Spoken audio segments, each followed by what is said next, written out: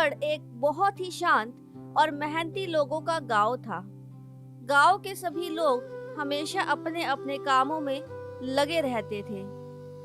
एक बार गांव में बहुत ही भयंकर सूखा पड़ा। बारिश का मौसम होने पर भी हफ्तों तक उस गांव में बारिश नहीं हुई। ये देखकर गांव के लोग जमा होकर गांव के मुखिया के पास जाते हैं।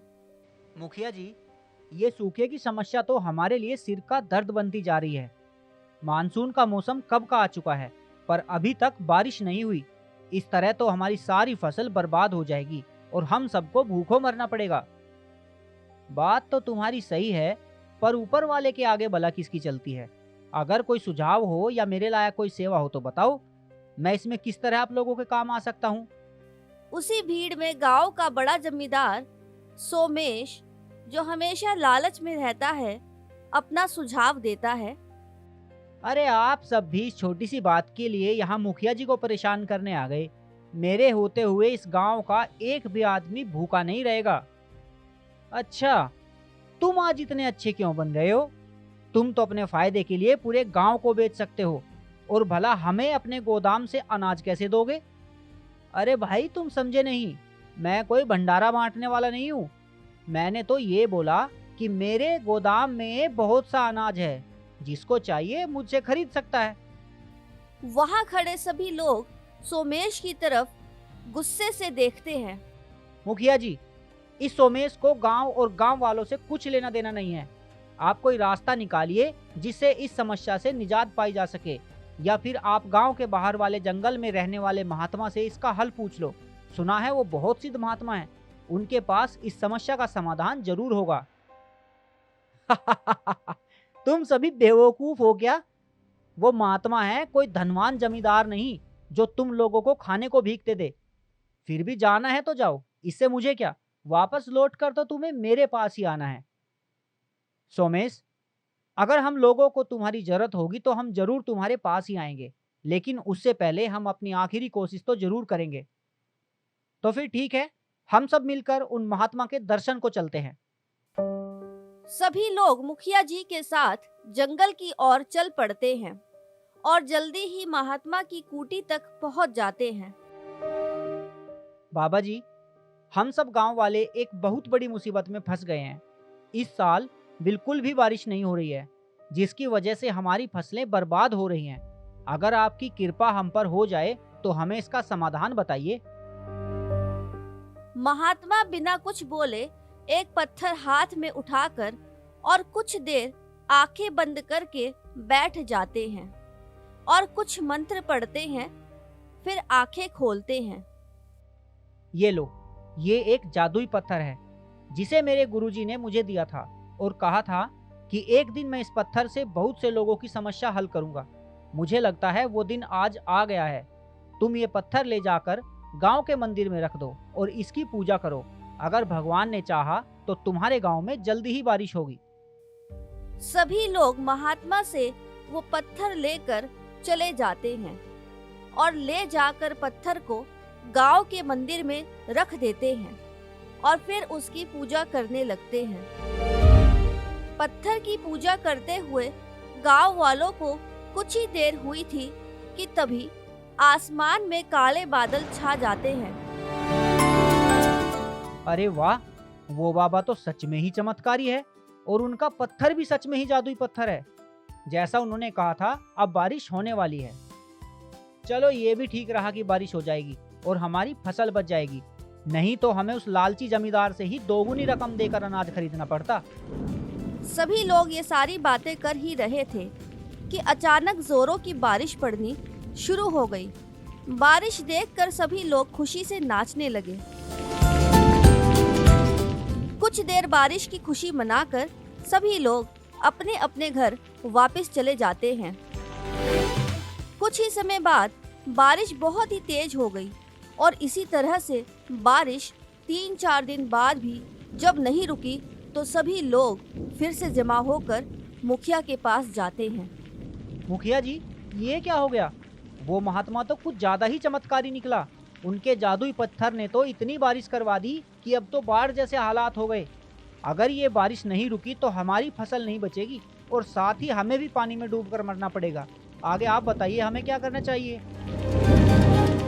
करना क्या है? हमने बारिश करवाने के लिए उनका जादुई पत्थर लिया था। अब भरपूर पानी हो ही गया है, तो मुझे लगता है हमें महात्मा जी को ये पत्थर वापस लौटा देना चाहिए। शायद तभी बारिश रुकेगी। सभी लोग मुखिया की बात से सहमत होते हैं और मंदिर से पत्थर उठाकर महात्मा के पास जाते हैं। अरे तुम सब लोग, क्या हुआ? सब ठीक तो है ना? महात्मा जी, आपका दिया हुआ ये पत्थर तो वाकई जादुई है, पर हमें लगता है इसका जादू कुछ ज़्यादा ही हो गया।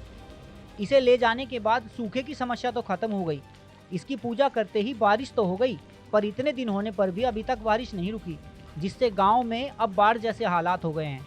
हम पर कृपा कीजिए और अपना ये पत्थर वापस ले लीजिए।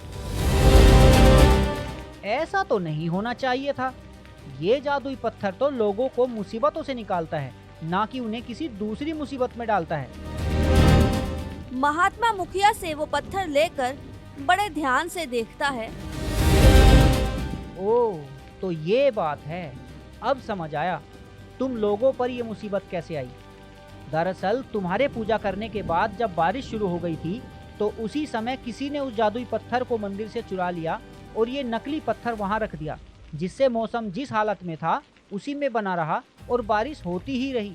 अब तुम सब गांव में वापस जाओ और सबसे पहले उस चोर की तलाश करो जिसने वो जादुई पत्थर चुरा लिया। उससे वो पत्थर वापस लो और फिर उसे मंदिर में रख कर उसकी फिर से पूजा करो। उसके बाद तुम लोगों की सभी समस्याएं दूर हो जाएंगी।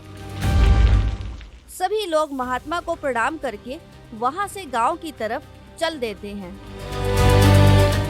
गांव में आकर सभी एक सभा का आयोजन करते हैं। ऐसा कौन हो सकता है जो गांव का भला होते नहीं देख सकता? आखिर किसने चुराया होगा वो जादुई पत्थर? जिसने भी चुराया है, हमें उसका जल्दी ही पता लगाना होगा और जल्दी ही वो पत्थर वापस मंदिर में रखना होगा, नहीं तो अनर्थ हो जाएगा। तुम सभी गांव के अलग अलग हिस्से में जाओ और हर घर में जाकर पूछो, कहीं ऐसा ना हो कोई गलती से उस जादुई पत्थर को ले गया हो। सभी लोग मुखिया की बात मानकर गांव में घर घर जाकर पूछताछ करते हैं, लेकिन किसी को कुछ भी पता नहीं चलता।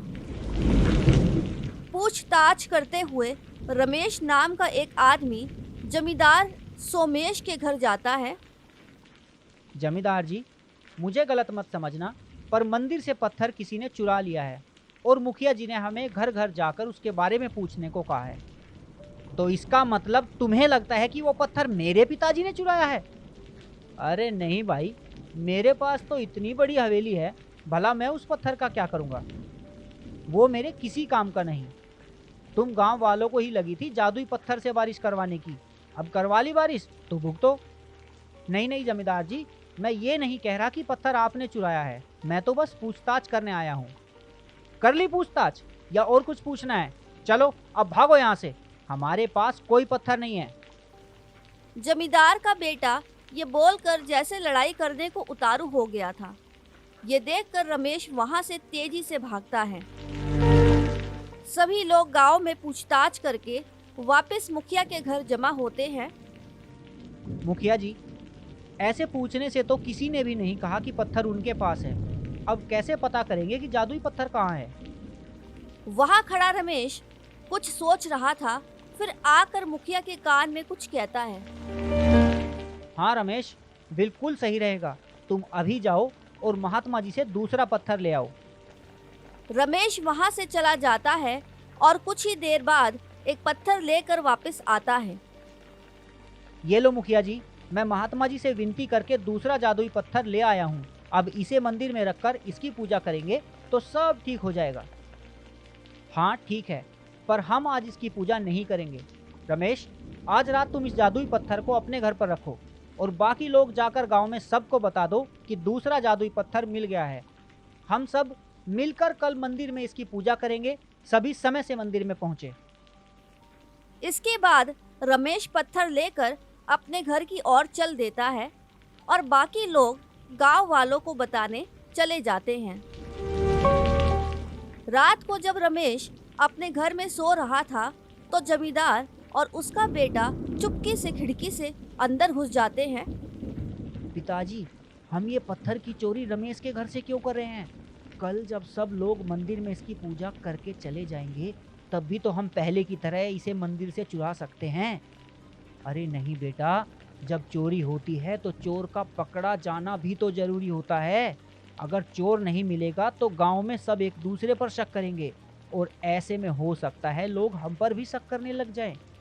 अभी हम रमेश के घर से जादुई पत्थर चुरा लेंगे और जब सुबह ये जादुई पत्थर लेकर मंदिर नहीं जा पाएगा तो सभी लोग समझेंगे कि पहला पत्थर भी जरूर रमेश ने ही चुराया होगा।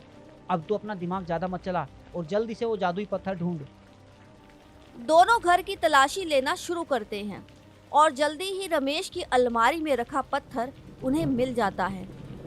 उस पत्थर को लेकर जल्दी से वो दोनों वहां से निकलने लगते हैं।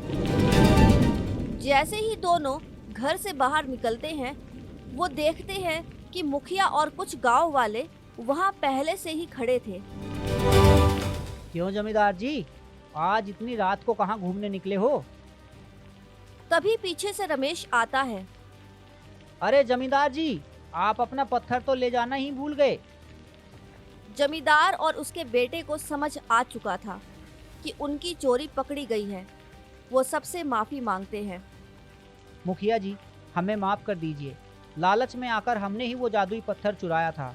हमें लगा था कि उस जादुई पत्थर के मंदिर में ना होने से गांव पर आफत आ जाएगी और फसल बर्बाद होने पर सब लोग मेरा अनाज खरीद लेंगे। हम दोनों आपसे माफी मांगते हैं। वैसे तो आपके पास दूसरा जादुई पत्थर भी है, पर हम पहला पत्थर भी देने को तैयार हैं। हमें पहले ही पता था कि चोर तुम ही हो। रमेश को तुम पर तभी शक हो गया था जब वो तुम्हारे घर पूछताछ करने गया था और तुम्हारे बेटे का रवैया कुछ अलग ही था। हमारे पास कोई दूसरा जादुई पत्थर नहीं है। ये रमेश की ही योजना थी तुम लोगों को पकड़ने की। उसे पूरा विश्वास था कि दूसरे जादुई पत्थर के बारे में सुनकर तुम लोग चोरी करने जरूर आओगे। इस पाप के लिए हमें माफ़ कर दीजिए। उसके बदले हम गांव वालों को फ्री में अपना अनाज देने को भी तैयार हैं। अरे तुम चिंता मत करो, तुम दोनों के लिए हमने फ्री अनाज का प्रबंध पहले ही कर रखा है। तभी पुलिस वहां आ जाती है और दोनों को पकड़कर अपने साथ ले जाती है। अगले दिन सभी गांव वाले असली जादुई पत्थर को मंदिर में रखकर उसकी पूजा करते हैं, जिससे गांव में फिर से खुशहाली आ जाती है।